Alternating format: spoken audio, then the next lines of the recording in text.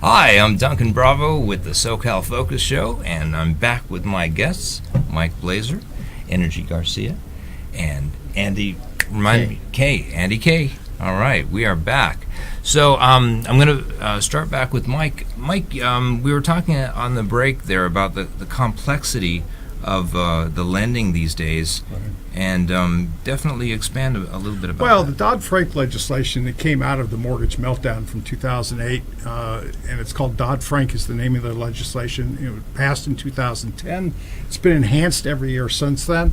Has put the onus on the back of the mortgage lenders to do everything perfectly so as to prevent God forbid, having another mortgage meltdown. And in doing so, the complexity is such that only experienced loan officers can really guide people through the process properly. Inexperienced people that you find often at the bank, for example, simply don't have the necessary skills and the depth of experience to understand where the pitfalls might lie for a typical applicant trying to apply to buy a home. So I like to tell people to follow my lead because I'm guiding them down the path that will lead them to a successful conclusion in the mortgage process so they can buy their home. I realize it's only one component of the home buying process, but it's a very important component, and it be dealt with seriously. Yeah. Just give us, let's say, a couple of examples of some of the complex or difficult things that you've had to work through. We have rules and guidelines that we have to live within that touch everything from income to assets to your credit history.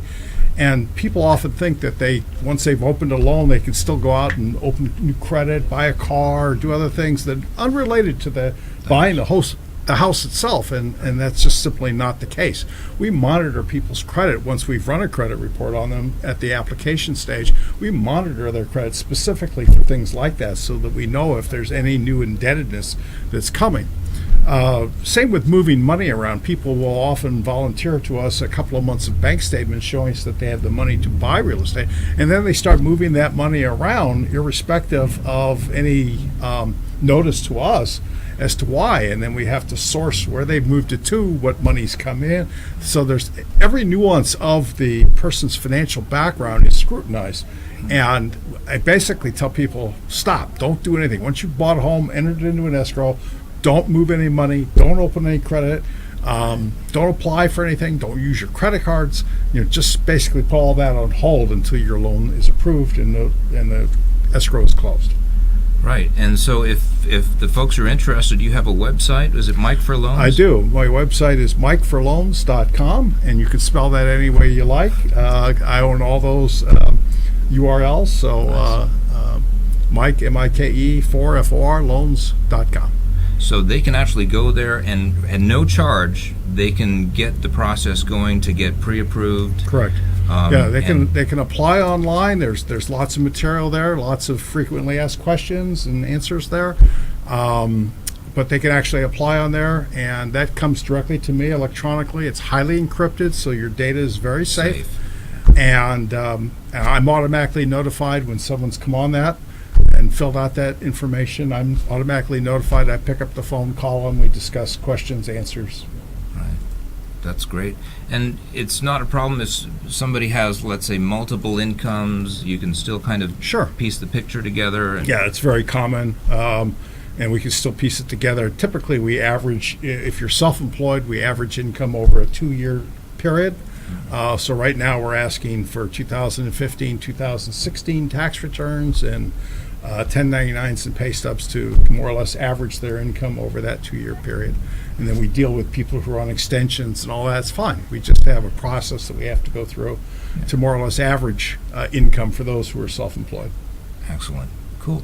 Energy, you have a real estate school, right? I do. Tell us more about that, what you do, and how you help people out there? Yeah, so I actually train people from the very onset to not knowing anything about real estate to getting their real estate license.